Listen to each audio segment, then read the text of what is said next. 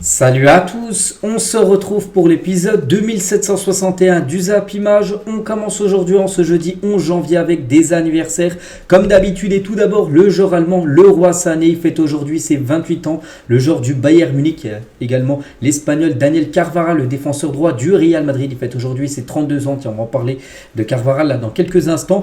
Mais il y a aussi un anniversaire d'un ancien joueur de Bordeaux, l'attaquant marocain Marouane Chama qui fête aujourd'hui ses 40 ans. Donc l'occasion de se remémorer sa saison complètement folle de 2008 à 2009 avec les Girondins de Bordeaux. Il avait joué 34 matchs pour 13 buts et 6 passes D. Il formait un duo magnifique avec Gourcuff, donc bon anniversaire également à Chamac.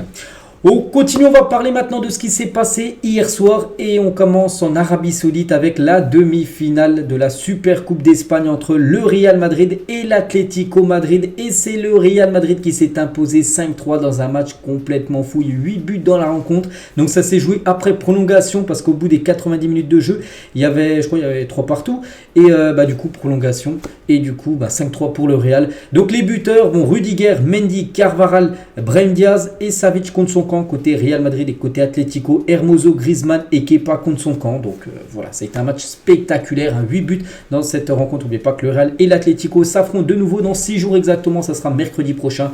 Ça sera l'Atlético Madrid, ce sera un match de Coupe du Roi. Mais nous, on revient tout d'abord sur cette rencontre gagnée par le Real Madrid. Donc plus de 22 tirs pour le Real Madrid, 10 tirs cadrés, 5 buts inscrits. Côté Atlético, c'est 6 tirs cadrés, c'est 3 buts inscrits. Donc voilà, un match comme on s'habitue bien sûr maintenant avec les derbies, toujours spectaculaires. N'oubliez pas que l'Atlético, c'est toujours cette saison la seule équipe à avoir battu le Real Madrid. C'était lors du match aller de Liga, vous avez gagné 3-1. Donc voilà, on peut dire que le Real Madrid a pris sa revanche. Bon, l'Atlético pourra prendre sa revanche dès mercredi prochain, j'ai dit, avec ce match de Coupe du Roi. Donc un derby spectaculaire, et c'est vrai que on est passé par toutes les émotions. À un moment, l'Atlético menait 1-0 grâce à Hermoso. Ensuite, le Real Madrid, les gars, à la 30e minute menait 2-1. Ensuite, c'est l'Atlético qui a repris l'avantage avec 3-2 avec un Rudiger contre son camp à la 78e minute de jeu. Donc on se dirigeait vers une victoire de l'Atlético. Mais à la 85e, égalisation de Carvajal qui fête son anniversaire aujourd'hui. Donc en cours après prolongation. Puis 116e et 120e. Voilà, 2 buts du Real Madrid. Donc dans un match fou. Et Carvajal, j'ai dit, on en reparlera parce qu'on va en parler là, parce que c'est lui qui a été élu meilleur joueur de cette rencontre. Donc auteur d'un but et d'une passe décisive, en plus du centre qui amène le contre son camp de Savic. Dani Carvajal est élu homme du match de cette demi-finale de Super Coupe d'Espagne.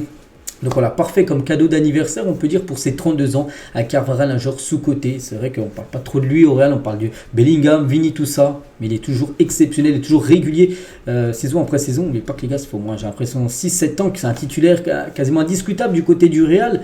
On parle quand même du Real Madrid, donc c'est-à-dire que voilà, il est quand même très costaud à son poste de défenseur droit. On va parler de l'autre défenseur, le défenseur gauche, et c'est un Français, c'est Ferland Mendy, et il a été buteur. Tiens, sur le but, c'est Carvajal qui lui fait la passe D, un petit centre rasant, et but magnifique. Il nous a mis un but d'un numéro 9 en gros, alors qu'il a joué défenseur gauche, donc il n'avait plus marqué depuis 3 ans. Ça va lui faire beaucoup de bien à Ferland Mendy. On va parler aussi du dernier but, mon dernier but c'était n'importe quoi, donc il y avait 4-3 toujours pour le Real. Regardez, on est dans le temps additionnel de la prolongation, donc voilà, l'Atlético devait absolument égaliser pour aller au tir au but, et du coup contre-attaque, parce que même le gardien Oblak était monté, puis après en vitesse, vraiment Brahim Diaz, les gars, complètement mis à l'amende le gardien Oblak, puis du coup il est parti marquer une frappe de loin, il n'y avait plus personne dans les buts, donc voilà, c'était complètement fou cette action en toute fin de match. Jude Bellingham et Vini Junior, après que le Real Madrid se soit qualifié en finale, ils étaient très contents bien sûr les deux, donc comme d'habitude le Real Madrid ne lâche pas, il perdait quand même 3-2, il restait à peine 5 minutes et voilà, ils ont reversé le match et gagné de nouveau cette équipe de l'Atlético qu'ils ont souvent battu comme ces dernières années, c'est fou. Donc voilà, côté Real Madrid, tout va bien. Et regardez les deux réactions de Carlo Ancelotti après que le Real Madrid ait marqué 2 fois en prolongation contre l'Atlético, dont le vainqueur. Donc juste une autre journée au boulot pour Carlo Ancelotti. Donc regardez, quand il y a eu 4-3, pas de réaction, 5-3, pas de réaction pour Ancelotti, c'est normal. Il aurait pu fêter, aller dans tous les sens, vraiment être très content. Donc, on peut voir qu'il était très posé, malgré que son équipe venait de marquer 2 nouveaux buts en prolongation, et du coup la victoire. Côté Atlético, tiens, on va parler d'un joueur, il fait la une aujourd'hui du journal L'équipe, c'est bien sûr le légendaire Antoine Griezmann. Et Griezmann, un but de légende en une de l'équipe aujourd'hui, donc en inscrivant hier son 174e but du côté de l'Atlético Madrid, le Français devient le meilleur buteur de l'histoire des Colchoneros, je vous l'avais dit, Après son premier but, enfin le prochain but qu'il marquerait, il serait seul meilleur buteur. C'est le cas. En plus, les gars, un but du pied droit pour Griezmann. Tiens, c'est sur cette action-là où il met à l'amende, Luka Modric et Rudiger. Il se met sur son pied droit, frappe, belle frappe. Kepa, je pense que ça aurait été Courtois. Je pense qu'il aurait arrêté. Kepa ne l'a pas arrêté. Tant mieux pour Antoine Griezmann. Et du coup, Griezmann, 174 buts. Il faut quand même souligner la performance exceptionnelle. C'est une légende, bien évidemment. Donc maintenant, il a un but de plus que Luis Aragonés qui a 173. Donc Griezmann, 174. C'était son objectif quand il était revenu à l'Atlético. Quand il avait quitté le Barça pour retourner à l'Atlético, il avait dit qu'il souhaitait déjà rester le plus longtemps à l'Atlético et surtout devenir le meilleur buteur de l'histoire du club. Ça y est, les gars, ça a été fait hier. Donc, légende absolue. On pense qu'il va vouloir peut-être, pourquoi pas, atteindre la barre au moins des 200 buts. Il lui reste 26 buts. Quand on sait tous les buts qu'il marque ces derniers temps, il y a des chances bien sûr qu'il y arrive. Peut-être pas cette saison, mais s'il reste encore la saison prochaine, là il y aura des chances. Et Griezmann, donc c'est 368 matchs pour ses 174 buts inscrits. On peut rajouter aussi 80 passes décisives. Les stats sont quand même exceptionnels, donc décisives, à peu près, je ne vais pas calculer, mais 250 buts en 368 matchs. C'est quasiment plus d'un match sur deux où les décisifs, soit un but, soit une passe D. Grisou. Donc voilà, regardez par rapport à la photo de présentation quand il quittait la Real Sociedad pour arriver à l'Atlético Madrid, c'est en 2014. C'est vrai que ça fait quand même 10 ans qu'il est là-bas, même s'il a joué un an du côté du Barça. Voilà, donc regardez, le jour où il a été présenté à l'Atlético, donc il a gravi les échelons, on peut dire, jusqu'à devenir une légende totale du club, bien sûr. Quand tu deviens meilleur buteur de l'histoire d'un club, tu es parmi les légendes de ce club. Et pour parler de ce club de l'Atlético et contre le Real, c'est que le Real, les gars, c'est la bête noire, on peut dire, de l'Atlético. Donc au cours des 10 dernières années, donc le Real Madrid a battu l'Atlético lors de 2 finales de Ligue des Champions. Donc en 2014, pourtant l'Atlético, pareil, un peu comme hier, il menait 1-0 en toute fin de match et Ramos, souvenez-vous, avait égalisé à la 93e minute de jeu, c'était à Lisbonne, c'était en 2014, il y a pas mal d'années, puis après le Real s'est imposé 4 ans en prolongation, donc là, et aussi en 2016, je crois, où il y avait une victoire au tir au but contre l'Atlético. Donc voilà, le Real a battu 2 fois l'Atlético en finale, les a éliminés de la Ligue des Champions 2 reprises en 8e de finale, les a éliminés de la Super Coupe d'Espagne à 2 reprises, dont une hier, et les a éliminés de la Coupe du Roi une fois. Donc voilà, la semaine prochaine, n'oubliez pas qu'il y a ce match de Coupe du Roi également pour prendre leur revanche pour l'Atlético. C'est que l'Atlético, sur les 10 dernières années, c'est souvent élimination quand ils affrontent le Real Madrid. Donc voilà ce qu'il y avait à dire sur ce surprenant match spectaculaire, ce derby de Madrid. On quitte l'Espagne, c'était même pas en Espagne, c'est en Arabie Saoudite ce match. N'oubliez pas, j'ai oublié de le dire les gars, il y a l'autre demi-finale ce soir, ce sera entre le Barça et l'équipe de Osasuna. Et l'équipe qui affrontera le Real Madrid en finale. Ça sera dimanche. On continue, on prend la direction plutôt maintenant du Nord. En Angleterre, Liverpool contre Fulham, c'était la 2e demi-finale. N'oubliez pas que la première demi-finale a été jouée, c'était avant-hier, on a parlé hier, c'était entre Middlesbrough et Chelsea. Middlesbrough s'est imposé 1-0. Demi-finale aller, parce que ça se joue sur aller et retour. Donc là, pour ce 2e demi-finale aller, donc Liverpool a pris un petit avantage pour se qualifier en finale. Donc une victoire 2-1 contre Fulham. Donc Fulham menait 1-0 grâce à Willian, ancien joueur, par exemple de Arsenal ou même de Chelsea. Et comme Liverpool a galéré, n'oubliez pas que Liverpool a beaucoup de joueurs actuellement absents, des blessés et aussi des joueurs qui sont partis à la CAN. On pense à Salah qui manque beaucoup. Mais bon, ils ont quand même su renverser le match. Curtis Jones à la 68e et Cody Gakpo à la 71e. En gros, en l'espace de 3 minutes. Ils sont revenus et ils ont mené au score. Puis après, le score n'a plus bougé. Donc, petit avantage pour Liverpool. Donc, maintenant, il reste la demi-finale retour. Il faudra se déplacer à Fulham pour valider, on va dire, ce ticket pour la finale. Donc, les stats 19 tirs, 7 tirs cadrés et 2 buts inscrits pour Liverpool. Donc, voilà, concernant cette rencontre, c'est vrai que c'est totalement jouable pour les deux matchs. Avec l'autre match, il y a eu 1-0, là 2-1. Donc, que ça soit Chelsea qui a perdu le premier match ou même Fulham qui a perdu ce match-là également hier. Ils peuvent, bien sûr, renverser les rencontres et se qualifier, surtout que ça sera chez eux. Le match retour, donc là on peut voir bien sur les stats de la partie. Et juste concernant cette rencontre, j'ai dit que Liverpool a perdu 1-0 et il y a une entrée, enfin même 2 entrées. On fait le taf, voilà, c'est là. Donc à la 56e minute de jeu, Darwin Nunez et Cody Gakpo rentrent en cours de jeu. Donc Nunez, les gars, qui venait de rentrer. Donc 12 minutes après, il fait la passe D pour Curtis Jones pour le but égalisateur. Et Gakpo, les gars, Nunez de nouveau, mais il fait la passe D pour Gakpo, celui qui rentre avec lui dans le match. Donc voilà, on peut dire Jürgen Klopp, il a fait 2 changements qui ont été décisifs, on peut dire, quelques minutes après. On continue les gars, on prend cette fois-ci la direction de l'Italie. Il y avait deux quarts de finale de la Coupe d'Italie entre la Lazio et l'AS Roma. Et c'était un derby, Lazio de Rome contre l'AS Roma. Donc Lazio s'est imposé 1-0 bon, dans un match un peu fou, surtout en fin de match parce que là ça distribue des cartons rouges. Donc Zaccagni, l'unique buteur du match. Donc la Lazio se qualifie pour les demi-finales de cette Coupe d'Italie. Donc regardez, à la fin de match, je dis, elle a été un peu folle parce qu'on peut voir que Mourinho, l'entraîneur, il a pris un rouge. N'oubliez pas que Mourinho, il a pris un rouge dimanche dernier en championnat contre l'Atalanta. Il a pris de nouveau un rouge parce que là c'était la Coupe d'Italie. Donc il exclut tous les côtés. Bref, Asmoum, Mancini et même Pedro, les gars, il a pris double jaune. Pedro, le joueur de la Lazio. Donc c'était fou. Et Mourinho, je dis, il a été expulsé pour la deuxième fois en 4 jours et pour la 6e fois au cours des 2 dernières saisons. Donc voilà, il a du mal à se contenir, on peut dire, sur le banc. Il disjoncte et en plus son équipe perdait contre le voisin de la Lazio où c'était très chaud le match. Et voilà, c'est pour ça qu'il a pris un rouge de nouveau. José Mourinho, mais pas qu'il est en fin de contrat en fin de saison. Et moi je le vois bien quitter l'équipe de l'AS Roma. Bref, donc voilà, la fin de match les gars, totalement folle. Et c'est vrai que c'était fou sur le match avec tous ces rouges et aussi fou dans les tribunes parce que la Lazio et l'AS Roma, c'est les deux clubs de la ville de Rome. Et voilà, c'est le derby on peut dire. Donc c'était très très chaud. Donc ils se sont balancés des fumigènes, on peut voir, voilà, il y a eu des débordements on peut dire dans les tribunes du côté du stade de la Lazio. On continue, tiens, avec un autre quart de finale, c'est entre l'AC Milan et l'Atalanta Bergame, et l'AC Milan échoue. Ils ne gagneront pas la Coupe d'Italie cette saison, donc pourtant Leao a été buteur, mais on peut voir que côté Atalanta, Kopp Meiners a marqué les 2 buts. Et à noter les gars quand même que côté Atalanta, ils ont joué quand même le match avec un joueur en moins. Regardez, ils ont pris un rouge Gasperini à la 38e minute de jeu, donc 2 jaunes, et malgré ça ils ont su renverser le match. Parce qu'ils perdaient 1-0 et même gagner le match avec un joueur en moins. Donc la grosse désillusion en plus c'était à Milan chez eux. Donc là avec un joueur en plus, tout ça, ils menaient 1-0. Normalement ils auraient dû gagner le match, ils ont perdu. Donc grosse désillusion pour l'équipe de l'AC Milan. On peut voir les statistiques bien sûr de cette partie, l'Atalanta du coup qualifié pour les demi. Du côté aussi du Portugal, il y avait une belle affiche entre le Benfica et Braga. 2 équipes si on regarde le championnat, sont classées dans le top 4. Donc c'est le Benfica qui s'est imposé 3-2, qui se qualifie pour les quarts de finale de la Coupe du Portugal pour Braga. C'est élimination.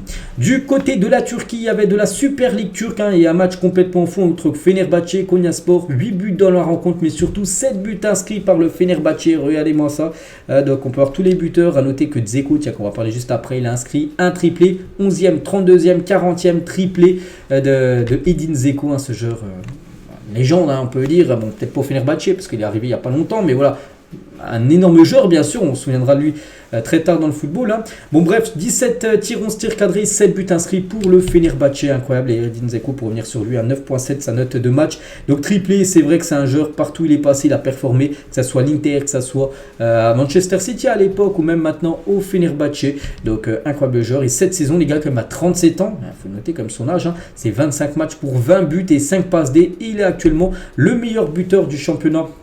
On peut voir là, championnat turc avec 18 matchs, 16 buts inscrits, meilleur buteur du championnat. Et sinon, toute compétition confondue, on monte au total même à 20 buts. Donc voilà, légendaire.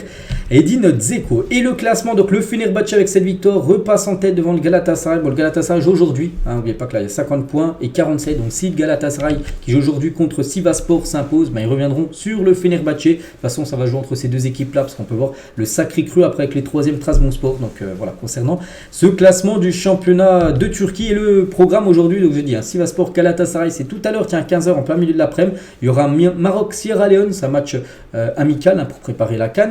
Il y aura Trabzonspor Samsunspor, il y aura le Barça contre Osasuna ce soir à 20h et la Juventus contre Frosinone, le dernier quart de finale de cette Coupe d'Italie qu'on a parlé tout à l'heure. Donc voilà, vous avez tout le programme foot aujourd'hui en ce mercredi. Il y avait aussi un match d'une équipe féminine, enfin 2 équipes qui s'affrontaient, l'équipe de Lyon contre le Paris FC. N'oubliez pas, 2 équipes qualifiées en Ligue des Champions féminine et c'est l'équipe de Lyon qui s'est imposée 1-0 lors de cette rencontre. Et les stats de Lyon en championnat de France de Arkema, première division féminine, elles sont folles. 12 matchs, 12 victoires, 49 buts.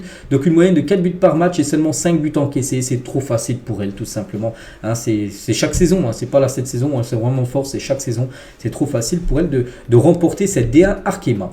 On continue les gars, on va parler de la CAN parce que là tous les derniers jours, pour ceux qui me suivent chaque jour, vous savez que je parle beaucoup de la CAN parce que ça commence dans 2 jours, on est le 11, ça commence le 13, donc c'est après-demain, mais pas que la Coupe d'Asie commence demain le 12, mais nous pour parler de la CAN, il reste encore des rencontres qui ont été jouées, tiens, on peut dire hier, des matchs amicaux avant cette compétition qu'elle commence. Donc bref, défaite de la République démocratique du Congo, 2 buts à 1 face au Burkina Faso dans le cadre des préparatifs à la CAN 2023. On peut voir les buteurs, à noter que Chancel Mbamba, le défenseur marseillais, a été buteur côté RDC, mais ça n'a pas suffi. Défaite de 1, bon après... Vaut mieux perdre là, match amical, que lors du premier match, bien sûr, officiel, lors de la CAN. Mais bon, il prépare mal, on peut dire, cette compétition. La RDC. La Tunisie, les gars, s'est imposée, victoire 2-0 de la Tunisie face au Cap-Vert. On peut voir les 2 buteurs, Mskani et Achouri, ont été les 2 buteurs côté tunisien. L'équipe de l'Algérie s'envole pour la Côte d'Ivoire afin de disputer la CAN. Donc il y a déjà pas mal de nations qui ont rejoint la Côte d'Ivoire. Et là, on peut voir les Algériens qui sont une équipe favorite, parce qu'il y a quand même, je pense, 6-7 équipes qui peuvent remporter la CAN. Et pour moi, ils font partie de 6 et 7 équipes-là. Et ils sont bien actuellement du côté de la Côte d'Ivoire. La sélection algérienne, on peut voir Riyad Mahrez avec le sélectionneur Jamel Belmadi, tout s'est bien passé lors du trajet. Et à noter que Youssef Attal, le joueur algérien, on peut voir qu'il a pris sa PS2 avec lui en Côte d'Ivoire pour la CAN, parce que regardez, c'est lui qui l'a mis sur ses réseaux sociaux, je vous en montre un. Donc la PS2, une console bien sûr à l'ancienne, qui date de je sais pas il y a combien d'années. Donc maintenant on est quand même à la PS5, mais bon, voilà, il a amené sa PS2 pour jouer avec ses copains. Les Nigérians aussi sont en route pour la Côte d'Ivoire avec leur tenue traditionnelle aussi. Tout s'est bien passé pendant le trajet et sont bien arrivés du côté de la Côte d'Ivoire. Le Ballon d'Or africain est bien arrivé, en parlant bien sûr de Victor Osimhen qui va participer à cette CAN. On va parler de la Gambie. Le trajet d'avion s'est pas super bien passé, donc un incident s'est produit lors du vol des joueurs et du staff gambien vers la Côte d'Ivoire, où plusieurs d'entre eux se sont évanouis en raison d'un manque d'oxygène dans l'avion, en cause la trop petite taille de l'avion. 2 des joueurs de la sélection nationale sont toujours en état de choc à la suite de cette expérience traumatisante. Par la suite, l'avion est revenu en Gambie en ayant fait demi-tour pendant le voyage avec l'ensemble de la délégation à son bord. Donc voilà, ça s'est là pas bien passé, contrairement aux autres sélections. Donc du coup, ils partaient de la Gambie pour aller en Côte d'Ivoire. Ils ont fait demi-tour parce qu'en gros, il y a des joueurs qui s'évanouissaient parce qu'il n'y avait pas assez d'oxygène comme dans l'avion, qui était trop petit. Donc voilà, c'est plutôt grave. Voilà, concernant cette sélection gambienne. Concernant la sélection guinéenne, donc on peut voir qu'ils ont posé les photos, on peut dire, d'avant CAN avec leur tenue traditionnelle. Donc voilà, quelques photos des joueurs de la Guinée, les gars, bien sûr, avant cette compétition. J'ai dit que c'est imminent, ça commence après-demain.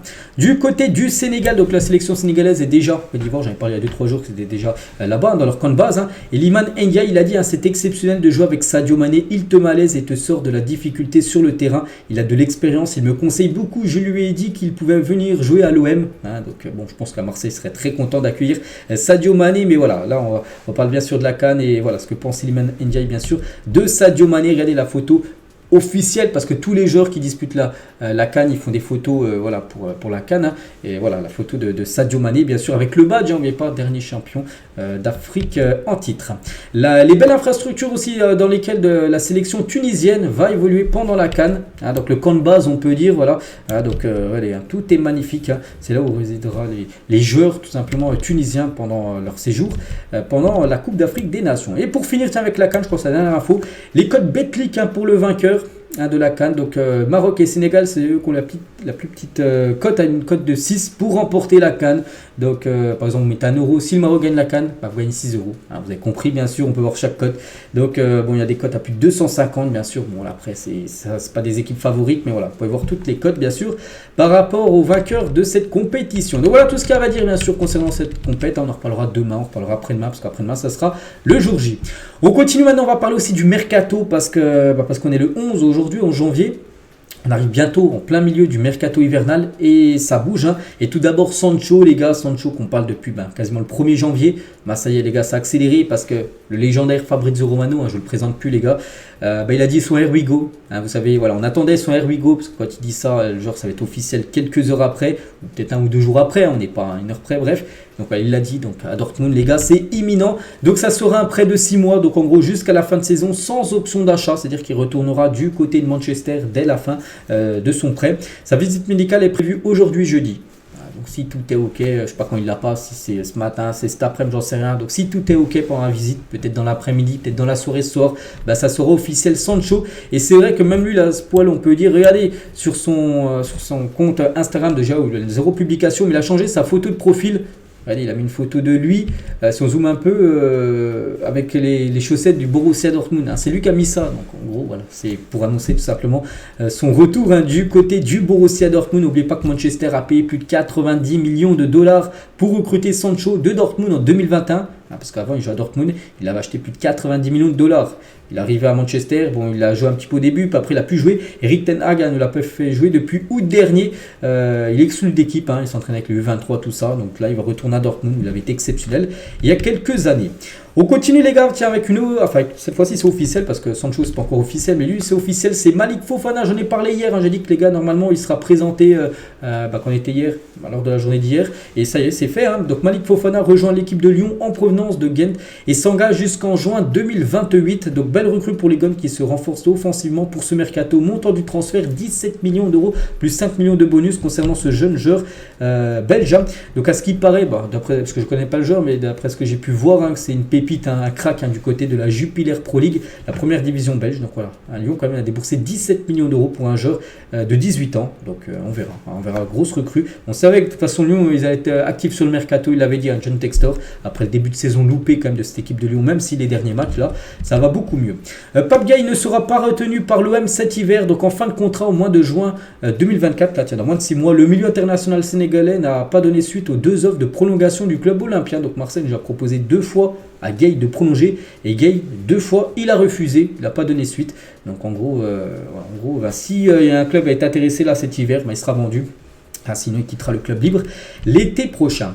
Rennes, Nice et le LOSC sont intéressés par Oussam Sahraoui. Lille aurait l'avantage actuellement concernant ce joueur qui joue je crois du côté du championnat néerlandais. On peut voir les équipes intéressées. Officiel, Lucien Agoumé est prêt à Séville par l'Inter. Donc lui aussi il y avait le Herwigo depuis quelques jours, 3-4 jours de Fabrizio Romano. Ça y est, c'est fait les gars, c'est enfin signé. Donc Agoumé, le joueur français de l'équipe de l'Inter, rejoint l'équipe du FC Séville. Il a dit non quand même à Marseille. Marseille est intéressé. Il a snobé, on peut dire, Marseille pour aller du côté du sud de l'Espagne. Donc ça sera le 42 dans le dos pour Lucien Agoumé qui est prêté. Il est prêté, il n'est pas transféré définitivement. Donc voilà, nouveau joueur du côté de Séville pour redresser la barre parce qu'actuellement en championnat, c'est une catastrophe. Anthony Martial intéresse l'Olympique de Marseille.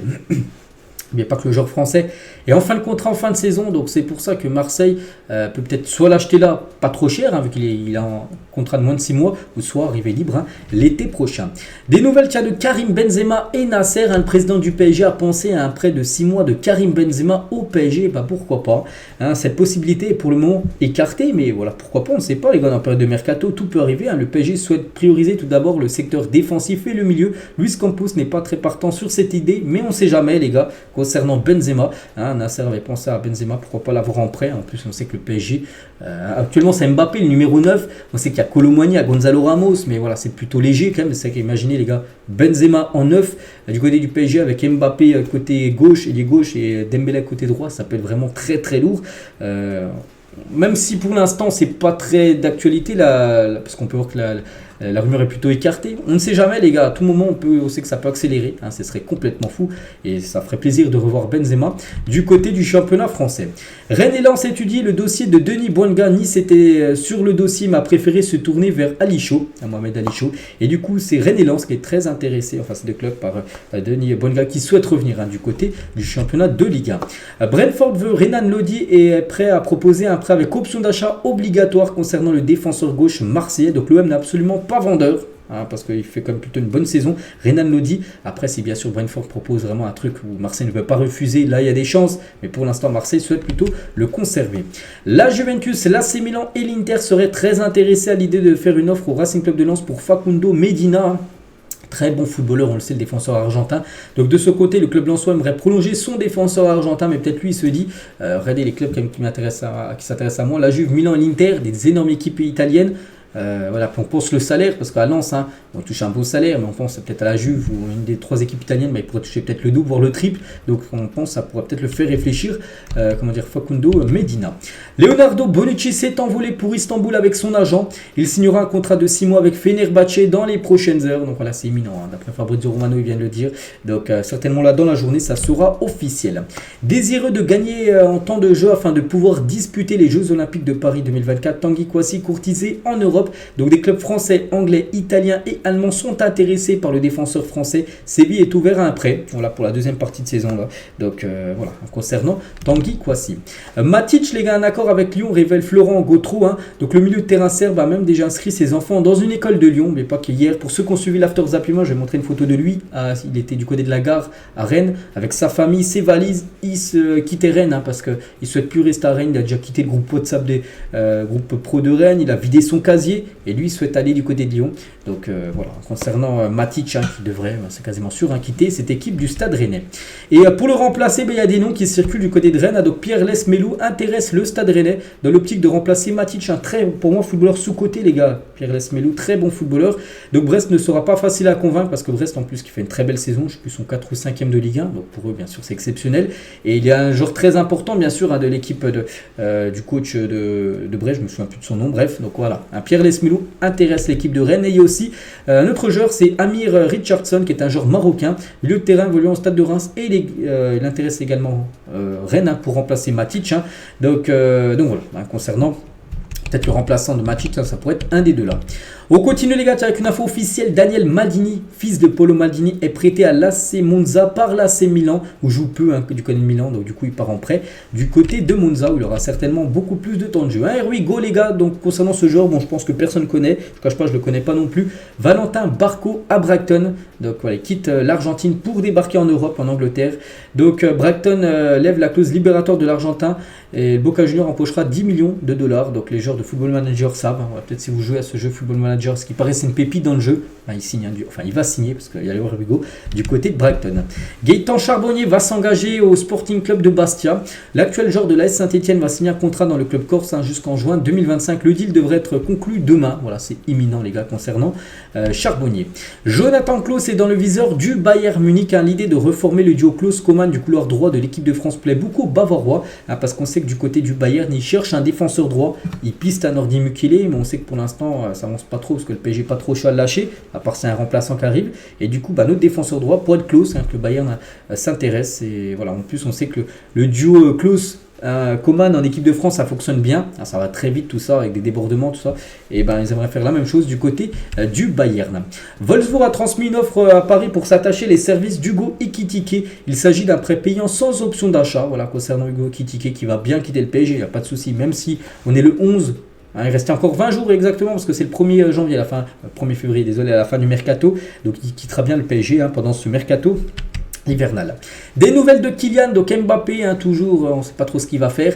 Et Liverpool aimerait entrer dans la course pour Kylian Mbappé. Toujours de toute façon le PSG, le Real et Liverpool. Liverpool, je vois toujours cette équipe qui est intéressée également pour avoir Kylian Mbappé. Donc le club anglais n'a jamais rompu le contact avec l'entourage du Français. Donc voilà, même si pour moi, je le vois plus aller au Real s'il venait à quitter le PSG. On ne sait jamais, peut-être le Real, les gars, ça ne sera pas possible. Et du coup, il devra aller dans un autre club.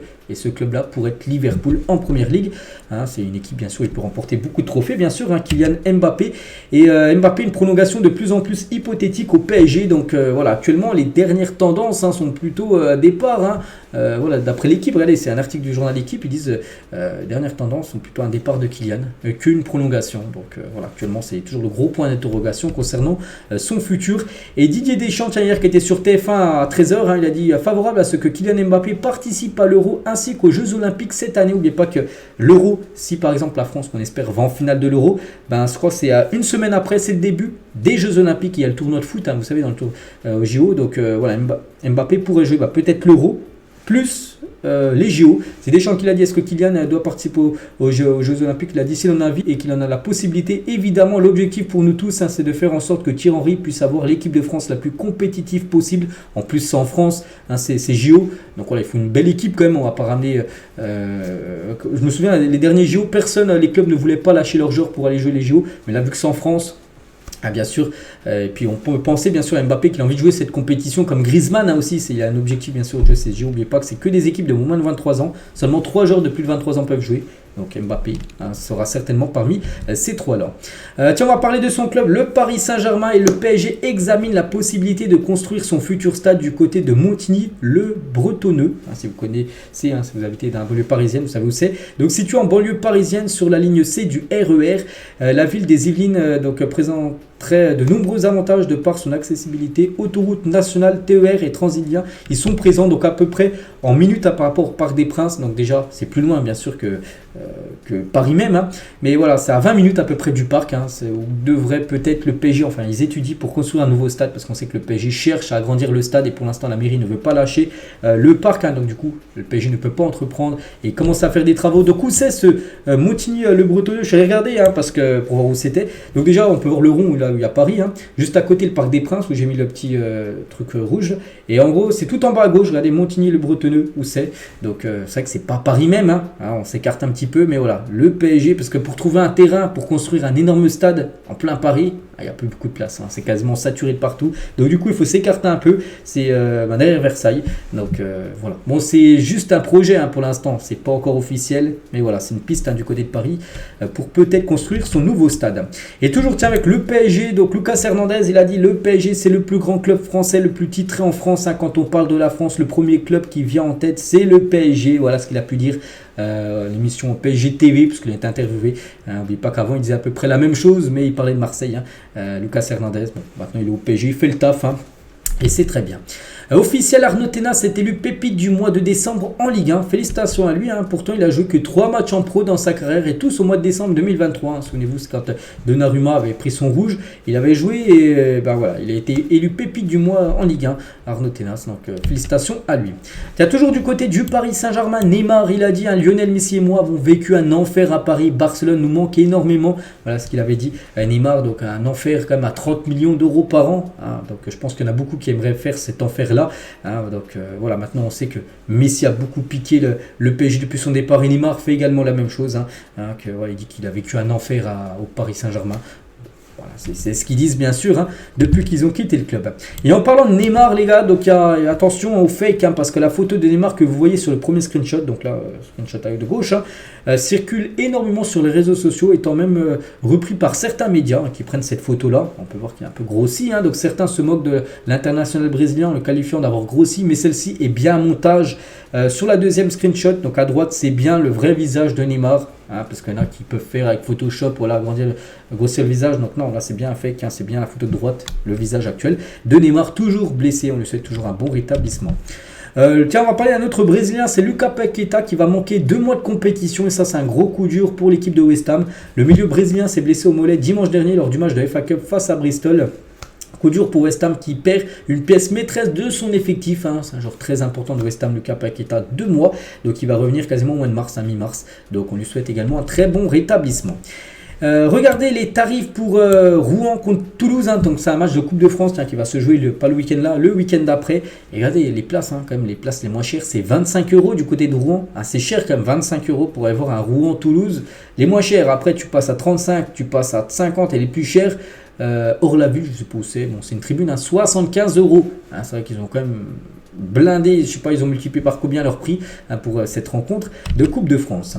Champion du monde 2022 avec l'Argentine, le sélectionneur Lionel Scaloni a désormais une rue à son nom dans son village natal de Purato. Voilà, du côté de l'Argentine, bien sûr. Donc voilà, la rue Lionel Scaloni. Donc voilà, félicitations à lui, n'oubliez pas que c'est le sélectionneur toujours actuel de l'Argentine. Officiel, voici les 3 nommés pour le titre de joueur du mois de décembre en Ligue 2. Donc il y a Loïs Diony, il y a Gauthier 1 et Moussa Sylla. Parmi ces 3-là, un sera l'heureux élu du meilleur joueur du mois de Ligue 2. N'oubliez pas qu'en Ligue 1, on le sait déjà, les 3, Aubameyang, Lacazette et Mbappé. Ça sera, je pense, certainement Aubameyang avec 5 matchs, 4 buts, 4 passes D. De fortes chances que ça soit lui. On va parler aussi de Giroud, les gars, légende, Giroud bien sûr. Regardez depuis ses débuts en pro 2006-2007 où il avait inscrit 2 buts à Grenoble. Après il est passé à Istres où il a marqué 14 buts. Après on peut voir chaque saison le nombre de buts inscrits. Par exemple 24, il y a un tour en 2009-2010, 25 à Montpellier, 25 et 10 passes D. Il a marqué 22 à Arsenal et 12 passes D en 2013. Il en a marqué 24 également en 2015. Et 6 passes D. Donc voilà, exceptionnel ce joueur. Regardez à Chelsea aussi ses stats. Et à Milan, la saison dernière, c'est 18 buts et 7 passes D. C'est incroyable bien sûr. Il est autant régulier bien sûr, Olivier Giroud. Et on finit cet épisode aujourd'hui avec le top 20 des plus gros transferts de l'été dernier en Ligue 1. Donc voilà, avec Kolo Muani le plus cher qui a été payé 95 millions d'euros. Bon, on peut voir quand même que le top 6 c'est que des joueurs du PSG. 80 pour Ramos, Dembélé 50, Ugarte c'est 40. Il y a aussi Barcola ou même Lucas Hernandez. Et voilà le top 20. Donc en gros on tient les 2 questions. Quelle est la plus grosse réussite et le plus gros flop? Donc déjà pour moi la plus grosse réussite Je partirais, parce que j'ai un peu regardé avant, je partirais sur Lucas Hernandez, en plus qu'on a parlé tout à l'heure, pour moi c'est la meilleure recrue, hein, donc voilà, dans le top 20 c'est lui qui est le plus performant, hein, bien sûr, et le plus gros flop, je partirais sur le premier, Kolo Muani, 95 millions d'euros, avec ce qu'il montre au PSG là, depuis le début de saison, hein, c'est quand même très très léger, on attendait énormément plus, hein, de la part de Randal Kolo Muani. Donc voilà ce qu'il y a à dire aujourd'hui, j'espère que ça vous a plu. On se retrouve tout à l'heure, il y a l'After Zap Image, hein, sur ma chaîne secondaire, hein, c'est les restes et des infos, parce qu'il y a aussi des autres infos, hein, que je ne vous ai pas encore donné, je vous donnerai ça tout à l'heure. Et sinon, demain les gars, sur cette chaîne pour le prochain numéro. Je vous laisse, je vous souhaite une très bonne journée et à plus tard.